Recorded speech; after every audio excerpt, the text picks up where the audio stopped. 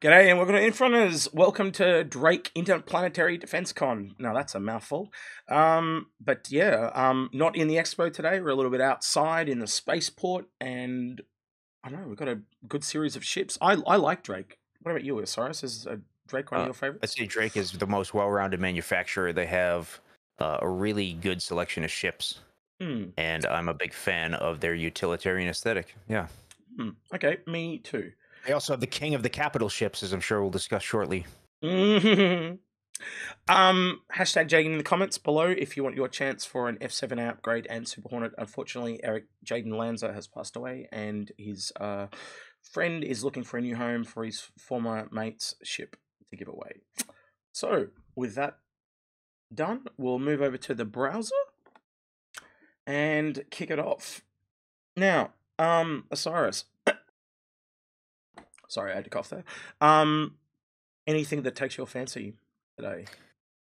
Well, this Caterpillar CCU, the Warbond CCU, that's a really good opportunity because when you start to get up to that price point, your options really dwindle. If you're playing the CCU chain game, this is a $20 savings with this Warbond CCU. If you're looking to go to a larger ship, this is a good opportunity.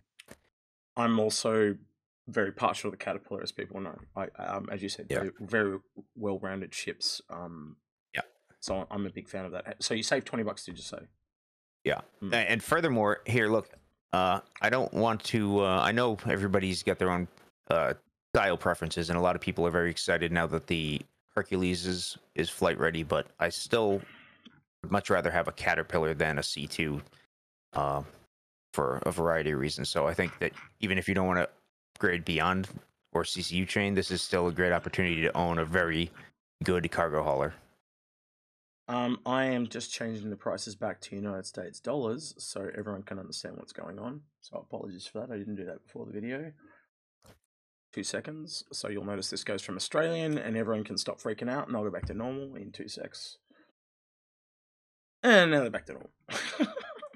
So you'll see, like, the Dragonfly has gone down by $4. So there we go. Now they're all the prices everyone knows and loves. Well, not loves, but you know what I mean. If only it really worked that way, you could click a few buttons and save $4. Totally. For me, I like Dragonfly is 100% in game. Herald, I think if you're really into that gameplay, go to the MSR. The Herald, there's something I really liked about, like, I actually purchased it when it first came out because of that asymmetry, and then they killed it, and that's the thing. Yeah. When they kill that asymmetry, I just move on. I would disagree a little bit. I know that we often say anything under $200 is in a game, but the Herald has material differences which differentiate it from the MSR with the dead drop boxes. For example, it has gameplay that the MSR doesn't have, and obviously a lot of data running gameplay is conjectural at this point. But if you have one, or if you just want to grab a cheap CCU or something, hang on to it just in case. It's something to think about. You shouldn't necessarily feel obligated to go up to an MSR to get involved in that gameplay, is my point. I'm talking more like the sell your fighters construct. So things under $200 is what I'm talking about. It's the same thing for the Buccaneer. Like, there's something I like about the Buccaneer, just like there's something I like about the Cutlasses. But you just can't. Good attitude, doesn't it? Yeah, you just can't value. Like, for me, I can't justify their existence when it comes to the price, and I still find it really weird that the Buccaneer is now $10 more than the Cutlass. I don't quite understand that, how it came out at the same. Doesn't make any sense. But no. In what world is that better than the other one? Again, why would you buy this for $295 when you can get this for $20 cheaper? Buy one of these or get an LTI token and go to this. It works out cheaper. It's just I don't even know why they put these on when these are there, because again, it's that convoluted thing, and new people get baited and caught in things. It's not customer friendly, unfortunately. Anything you want to say about the Vulture? Because for me, it's the same thing as everything else we've talked about besides the Caterpillar. Yeah, it's unless you harbor a deep passion for salvage gameplay, I would probably earn that one a game. Yep. It doesn't scale much like get the Reclaimer at the moment, because you can get 3 of these does not even equal 1 Reclaimer. So you know, and it doesn't scale. Like one reclaimer is going to do more than what three Vultures do. For me, it's the same thing with the Corsair. The Corsair is probably, to me, on paper, is the worst of the daily drivers, or what I consider to be a daily driver, and that's very different for every single person that I've talked to. What's your thoughts on the Corsair there, Osiris? So, yeah, I'm conflicted about the Corsair because I want to like it. I do like it, but it has a few, I think, design choices with respect to the weaponry configuration that I take issue with. This is a ship that has been said to be less maneuverable than a Constellation, which itself is not a very nimble ship, but yet it has a preponderance of fixed forward-facing weaponry. So if you're trying to take out something that can evade you, that's smaller, more nimble, it's probably going to be difficult for you to keep most of your weapons oriented toward your target with this ship. Yeah, it's more like a strafing run type thing. They could really fix it.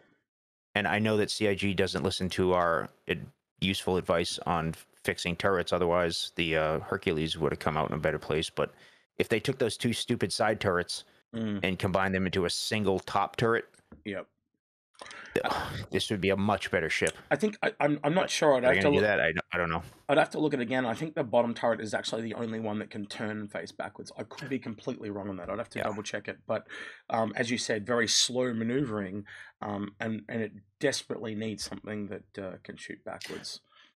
Yeah. But we'll wait and see. It's good to see another ship in that size range. The medium, large area just does not have a lot of ships, and obviously they're going to be the last ones to come out because they are that more popular area. Speaking of popular, my favorite capital, and probably I think the most versatile capital, the Kraken. If you are after a capital, in my book, this is the one to get. Hands down. Yeah. Best support, not best combat, but it can do both roles. Where when you get something like Idris, it can support 3 fighters internally, but you've got that time to get him in and out of the ship. And it's just more towards that combat role, unfortunately, where this is just a little bit more flexible in my book. Your thoughts? And don't do something silly and buy the privateer. Get the base Kraken. You would be giving up a lot of that support functionality for essentially a glorified Banu Merchantman. Yeah, which is just not a good price point for that functionality. Yeah, it's good to have that flexibility of the module, but in the module in game, the module is not worth the extra cash that they want for it. It's literally $300 more. I cannot justify any more. No. And there's a reason why this thing sold out in the first wave in like 30 seconds, and 5 to 10 minutes later, these were still there. So yeah, kind of speaks volumes. Move on to paints for today. This looks freaking sick, and anyone that knows, these are my colors. So absolute buy. Yeah, absolute buy for money me. On it. Here to here. One here. I'm gonna doing it right now. Here we go. Look. But also what I want to do here is actually show you what I've been doing during the week as well. So yes, this might be a bit of comedy relief here, but what I'm actually trying to show is what I've been doing as well. So we're actually going to go into my account, but you're not going to see most of it.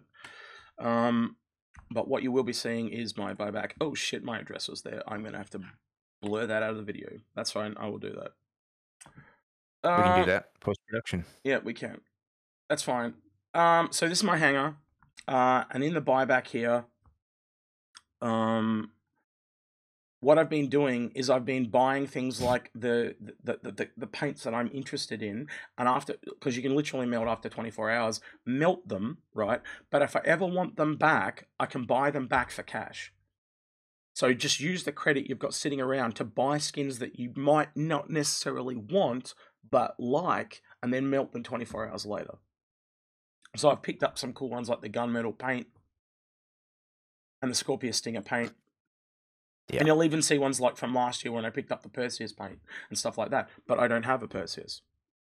Yeah, and that way when you earn the ships in game, like you should, you can have that exclusive original backer feel. All right. Yeah, so short and sweet. Now, I'm going to put you on the spot, Osiris. Are we doing a CCU guide in 2 days' time? I'm not available in 2 days' time. All right. So I might. But I would say that if you go back to the previous anniversary sale from last year. We did a CCU buyer's guide. I wouldn't really change much about what I said. I think my vague recollection is that I forgot to mention one point, but I mean, you can probably read the comments, and I'm sure a million people said, "Hey, this guide sucks. You forgot to say XYZ or whatever."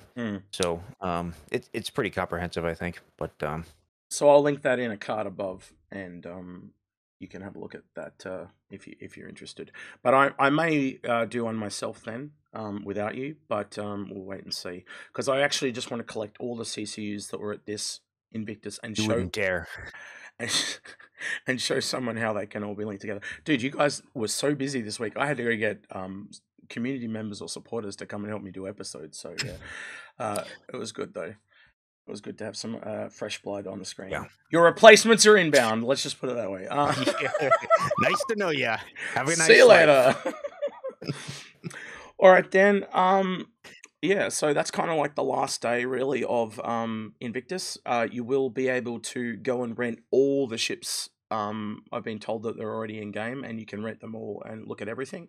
And the last, well, it's technically kind of 4 days really now, but the last 2 to 4 days of the sale is just everything. So you can buy and rent everything except for the limited wave ships, obviously. But yeah, it kind of gives you a really good chance to mix and match and push your fleet around if that is something you want to do. This is one of the few rare opportunities. You get 2 of them a year, basically, to do so. Obviously, in the limited ships, they're in a different category altogether. So, yeah. So if you do need any help, please feel free to log on to the Discord. There are as many people there, including myself. Any of the people that are Inforunners, feel free to shoot me a message. I'm very approachable, and I'm more than happy to help you out, as is Algrid and Osiris, and if they're free, and any of the other Inforunners. But as I said, many people in the Fix My Fleet channel that are quite knowledgeable, and if they find it too complicated, they'll bring it to our attention. Don't you worry about that. All right, is there anything you'd like to add, Osiris? If you like this video, hit the notification bell, subscribe, all that jazz. I always forget that stuff. It's terrible. But yeah, all right. So yeah, as he said, yeah, like, subscribe, all that stuff. All right, and we'll catch you on the next one. He's been Osiris. I've been Execute. Catch you later. See you around.